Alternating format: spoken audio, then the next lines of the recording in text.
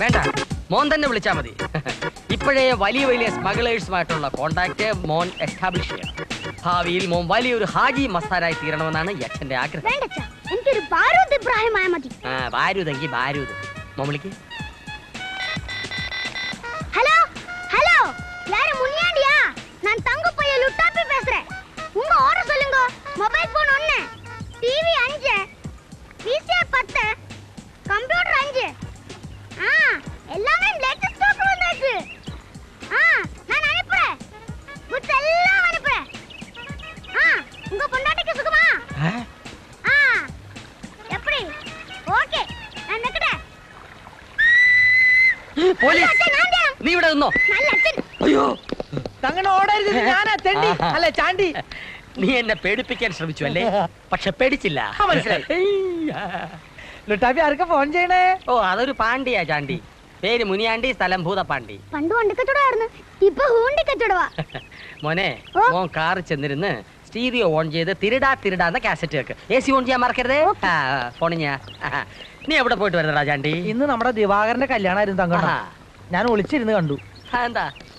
എസ്ഐയും പോലീസുകാരൊക്കെ പങ്കെടുക്കുന്ന ചടങ്ങ് ഒളിച്ചിരുന്ന് കാണുന്നതല്ല അതിന്റെ ഒരു ബുദ്ധി. അത് ശരിയാ. അവിടുന്ന് ഒരു തുരുമ്പ് പോയാലും അവർ നിന്റെ പേരെ പറയും. അല്ലടാ ചാണ്ടി, നീ ഇങ്ങനെ തേങ്ങയും കൊപ്പറയും സവാളയും ക്യാബേജും ഉള്ളിയൊക്കെ മോഷിച്ച് കിടന്നാൽ മതിയോ? കാലാനുസൃതമായി മനുഷ്യൻ മാറണം. നീ ഇലക്ട്രോണിക് ഉപകരണങ്ങളിലേക്ക് തിരിയണം. ജീവിത ചെലവ് കൂടുന്നതിനനുസരിച്ച് നമ്മൾ മോഷ്ടിക്കുന്ന സാധനങ്ങളുടെ സ്റ്റാൻഡേർഡ് കൂട്ടണം. മനസ്സിലായില്ല? എടാ, പണ്ട് കായംകുളം കൊച്ചു വാഴക്കൊല മോഷ്ടിച്ചു. പക്ഷെ ഇന്നൊരു വാഴക്കൊല മോഷ്ടിച്ചാൽ എന്ത് വാഴക്കാ കിട്ടും? ഇപ്പൊ മനസ്സിലായി. ഞാൻ ഇന്ന് മുതൽ ഇലക്ട്രോണിക് യുഗത്തിലേക്ക് തിരിയാൻ പോയാണ്. Very good.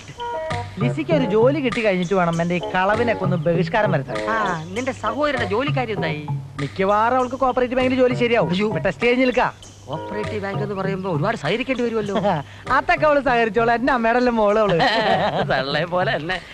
ചേട്ടാ, ഈ കല്ലില്ലാർ ഫോൺ അല്ലെ സെല്ലുലാർ ഫോൺ എന്തെങ്കിലും ഉണ്ട്? അതിന് പല വിലയുണ്ട്. എന്താ നിനക്ക് വേണോ? എനിക്ക് വേണ്ട, പറഞ്ഞ കൊടുക്കാൻ. ഇവിടെ കണ്ടിട്ട് നല്ല സാധന. മുനിയാണ്ടി ചോദിച്ച അതേ മോഡൽ.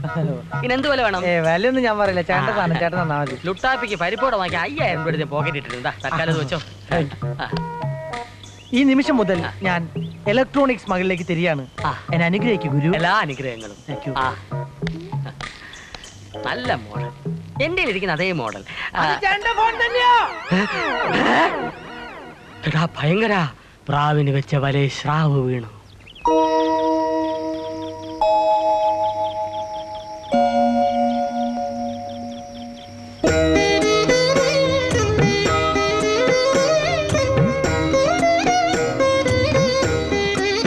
യാദൃച്ഛികമായ ഒരു ഒത്തുചേരലാണ് നമ്മുടേത്. അല്ലെ തന്നെ ഈ അറേഞ്ച്ഡ് മാരേജസ് എല്ലാം തന്നെ യാദൃച്ഛികമാണല്ലോ അല്ലേ?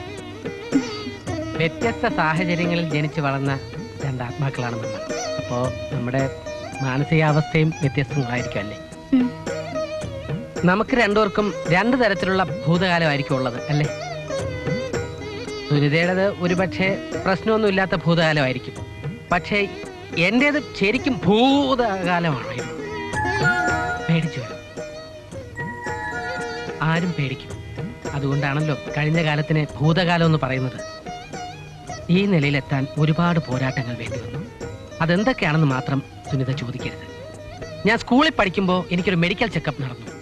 എന്നെ ആസകലം പരിശോധിച്ച ഡോക്ടർ പറഞ്ഞു, മിസ്റ്റർ ദിവാകരൻ, നിങ്ങളുടെ ഹൃദയം വളരെ ദുർബലമാണ്. അതുകൊണ്ട് കഴിഞ്ഞ കാര്യങ്ങൾ നിങ്ങൾ ആരോടെങ്കിലും പറയുകയോ അതിനെക്കുറിച്ച് ആലോചിക്കുകയോ ചെയ്യരുത്. പക്ഷേ ഒരു കാര്യം സുനിത അറിയണം. കഴിഞ്ഞ കാലത്ത് ഞാൻ എന്തായിരുന്നോ ഇന്നു മുതൽ ഞാൻ അതായിരിക്കില്ല. ഒരു പുതിയ ദിവാകരനും സുനിതയുമായിരിക്കും ഇനി നമ്മൾ. അവ്യക്തമായിട്ടാണെങ്കിലും പറയാനുള്ളത് പറഞ്ഞു കഴിഞ്ഞപ്പോ മനസ്സിന് എന്തെന്നില്ലാത്ത ആശ്വാസം. നേരെ ഒരുപാടായി, പാല് കുടിച്ചില്ല. ശരിയാ, ഇനിയും വൈകിയ പാല് തൈരായി പോവും.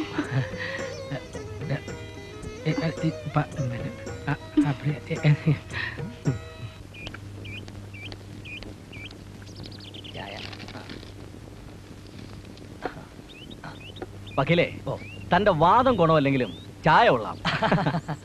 അവ എണീറ്റില്ലേ? ഇല്ല. 2.5 മാസത്തോളം കൊതുകടി കൊണ്ട് അകത്ത് കിടന്നല്ലേ? ശരിക്കും ഉറങ്ങിയിട്ടുണ്ടാവത്തില്ല.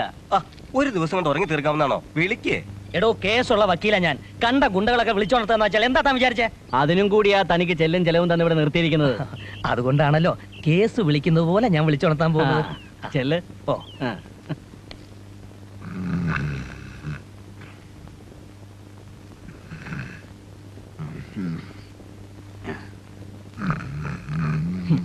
എന്തൊരു കിടപ്പ്. ചേട്ടോ ചേട്ടോ, എണീക്ക്. അയ്യോ, എന്റെ അമ്മ, വെട്ടുപോത്തിന്റെ ഒരു ചവിട്ട്. ഇവിടെ വാ. എന്താ എന്ത് പറ്റി? എടോ, ഓരോരുത്തർക്ക് ഓരോ പണി പറഞ്ഞിട്ടുണ്ട്, അതേ ചെയ്യാവൂ. അതല്ലേടോ തന്നോട് ചെയ്യാൻ പറഞ്ഞുള്ളൂ. അല്ല, ഇതുവരെ എണീറ്റില്ലേ? സാർ എന്നെ നിർബന്ധിക്കരുത്. ഗുണ്ടകളെ വിളിച്ചോണത്തുന്ന പരിപാടി ഇതോടെ ഞാൻ നിർത്തി. ഇവിടെ കാല് ഭാഗം സ്വല്പം റിസ്കാ. തലഭാഗത്തൊന്നും സാറിന് വിളിച്ചു നോക്ക്. ഉറങ്ങിക്കോട്ടെ. ഉറക്കം ശരിയായില്ലെങ്കിൽ പിന്നെ ഒന്നും ശരിയാവത്തില്ല. ഇനി എന്ത്? വാ, നടക്ക്. കക്കാൻ പറ്റിയ നല്ലൊരു ഏരിയ കണ്ടുപിടിച്ചേട്ടാ ഏട്ടാ ഞങ്ങൾ വരുന്നത്. അയ്യോ, രാത്രി മുഴുവൻ ഓവർ ടൈം ചെയ്തിട്ട് ക്ഷീണിച്ച് കിടന്നു എന്റെ മക്കളെ. തട്ട് മോനെ. അയ്യോ അയ്യോ അയ്യോ അയ്യോ, ഈ വീട്ടിലെ സാധനങ്ങൾ അയ്യോ മക്കളെ, നമ്മുടെ എൽ ഡി വീടി സീഡി സോമയും കസേരയും ഒന്നും കാണുന്നില്ല. അയ്യോ അയ്യോ അയ്യോ അയ്യോ, ദൈവമേ, ഓരോ വീട്ടിന് കട്ടും മുടിച്ചും കൊണ്ട് ഒന്നും കാണുന്നില്ല. എന്റെ അമ്മോ, എനിക്ക് വയ്യേ. ചെങ്കോട്ടാ, അയ്യോ അയ്യോ അയ്യോ അയ്യോ അയ്യോ, എനിക്ക് കട്ടിലെവിടെ? എന്നെ ആരെടുത്ത് ഇവിടെ കിടത്തിയത്? അയ്യോ, എന്റെ മോതിരം പോയി. വാച്ച് ചെയിൻ എല്ലാം പോയി. പോട്ടെ മനുഷ്യ, നിങ്ങൾ കുടുകുടി പോലും ഇല്ല. അയ്യോ ചേട്ടാ, ചേട്ടാ, നമ്മുടെ എല്ലാം പോയി. എല്ലാം പോയോ? എന്റെ ഇത്തിക്കരമ്മാവാ. അയ്യോ, എടി മങ്കി, അല്ല മങ്കി, ഇവിടെ കിടന്ന സാധനങ്ങളൊന്നും കാണുന്നില്ല. എന്റെ ദൈവമേ, ഈ കൊലച്ചത് ഞങ്ങളോട് ചെയ്തല്ലോ. ഇത് ചെയ്തവന്റെ തല എണുത്തി വീണേ. ഞാൻ ഒരു സ്വർണ്ണ പാര നടക്കി വെച്ചേക്കാമേ. എന്റെ ഇത്തിക്കരമ്മാവാ. കുമ്മാവനെ ഒന്നും വിളിക്കണ്ട. സ്വർണ്ണം പാറയല്ല, സ്വയം പാറയാ. കണ്ടവർ അധ്വാനിച്ചുണ്ടാക്കിയ വക മോട്ടിച്ചതിന് ദൈവം തന്ന ശിക്ഷയാ മനുഷ്യ. വേണ്ട പറയാതെ പോലീസിനെ വിളിക്കടാ. ഇതെങ്കിലും ഇവിടെ ഇട്ടിട്ട് പോയത് നന്നായി. ഇല്ലെങ്കിൽ ഞാനും എന്റെ കൊച്ചും കൂടെ തിരിച്ചു വന്ന് കാണുമ്പോ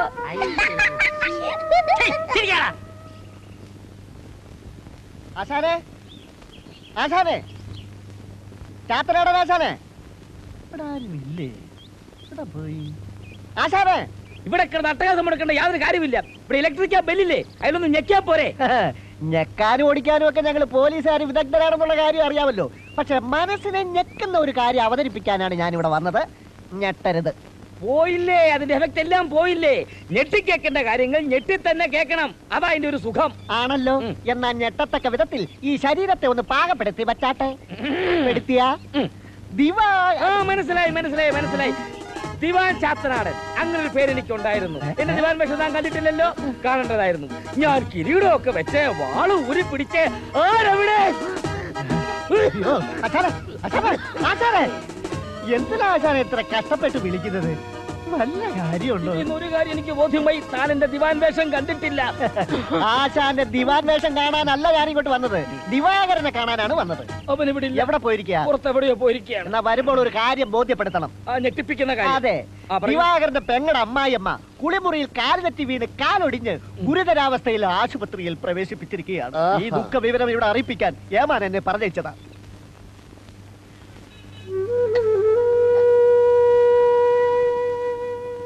ഡോക്ടർ എന്ത് പറഞ്ഞു മോനെ? നാളെയോ മറ്റന്നാളോ വീട്ടിലേക്ക് പോകാന്ന് പറഞ്ഞു. ചെന്നാലും ഈ കിടപ്പ് തന്നെ ശരണം. കൂടിപ്പോയ ഒരാഴ്ച, അത് കഴിഞ്ഞ് അമ്മയ്ക്ക് ഓടിച്ചാടി ഫുട്ബോൾ കളിച്ചൂടെ? ആദ്യം മുഖത്ത് നീ വിഷാദ ഭാവം അങ്ങോട്ട് മാറ്റിയേ. ഈ കാലൊടിയുന്ന ഭാഗ്യ. അടുത്ത കാലത്ത് ഒരുത്തൻ കുളിമുറിയിൽ വഴുതി വീണ് കാലൊടിഞ്ഞു. അതിന്റെ പിറ്റേന്ന് അവന് ലോട്ടറി അടിച്ചു. എന്നാലേ എത്രയും പെട്ടെന്ന് ദിവാകരൻ പോയി എനിക്കൊരു ലോട്ടറി ടിക്കറ്റ് വാങ്ങിട്ടു. അമ്മേ, കാഷ്വലും ഒക്കെ തീർന്നു. അല്ലേല് അതിനെ കുറിച്ച് ഓർത്ത് വിഷമിക്കണ്ട. അളിയൻ ഡ്യൂട്ടിക്ക് പോയിക്കോ. അമ്മയെ ഡിസ്ചാർജ് ചെയ്ത് വീട്ടിൽ കൊണ്ടാക്കുന്നവരെ ഞാൻ ഏറ്റു. പിന്നെ ഞങ്ങളൊക്കെ ഇല്ലേ ഇവിടെ, അല്ലേ? അത്യാവശ്യമായിട്ട് നിന്നെ ഒന്ന് കാണണമെന്ന് മമ്മത് പറഞ്ഞപ്പോ ഞാൻ പേടിച്ചു. ഗുരുതരമായിട്ടുള്ള പ്രശ്നം വല്ലതും ആയിരിക്കുമെന്ന്. എന്നെ കണ്ടാൽ കിണ്ണം കെട്ടവനാണെന്ന് തോന്നിപ്പിക്കുന്ന നിന്റെ മട്ടുണ്ടല്ലോ, അത് നീ ഉപേക്ഷിക്കണം. ഒരിക്കലൊരു മോഷണം നടത്തി കഴിഞ്ഞാൽ പിന്നെ ജീവിതകാലം മുഴുവൻ മനസ്സിൽ നിന്ന് ആ പേടി വിട്ടുമാറില്ല. 10ഉം 20ഉം കൊല്ലങ്ങൾക്ക് ശേഷം തെളിഞ്ഞ എത്രയോ മോഷണ കേസുകളുണ്ട്. മാന്യമായി ജീവിച്ചതുകൊണ്ട് ആ കുഴപ്പമൊക്കെ. എനിക്ക് ഓരോ മോഷണം കഴിയുമ്പോഴും ധൈര്യം കൂടുക. ശാസ്ത്രീയമായി പലചരക്ക് മോഷണത്തെ കുറിച്ച് ഗവേഷണം നടത്തിക്കൊണ്ടിരിക്കുക ഞാൻ. നീ ഇതുവരെ കാര്യം പറഞ്ഞില്ല. കള്ളന് ഗുണങ്ങളും ദോഷങ്ങളും ഉണ്ട്. അവൻ്റെ മുഖം അങ്ങനെ എല്ലാ സ്ഥലത്തും പ്രദർശിപ്പിക്കാൻ കഴിയില്ലല്ലോ, പ്രത്യേകിച്ച് പട്ടാളവും പോലീസുള്ള ഏരിയകളിൽ. അതുകൊണ്ട് ഒരു 2 ദിവസം നിന്റെ മുഖം എനിക്ക് കടന്നിരുന്നു. ലിസിക്ക് ഇൻ്റർവ്യൂവിന് കാർഡ് വന്നു. കോപ്പറേറ്റീവ് ബാങ്കിൽ നിന്നാണ്. വലിയ വലിയ ആളുകൾ തന്നെ സ്ഥലമല്ലേ. ഞാൻ അവൾ അവിടെ കൊണ്ട് ചെല്ലാന്ന് പറഞ്ഞാൽ വിശ്വസിച്ച് കൂടെ അയക്കാൻ ആരില്ലാത്തോണ്ടാ. ഇതിനാണോ ഇത്രയും വലിയ മുഖവരിയൊക്കെ? ഇന്റർവ്യൂവിന് ഞാൻ കൂടി പോവാം. എന്താണ് സംഭവം?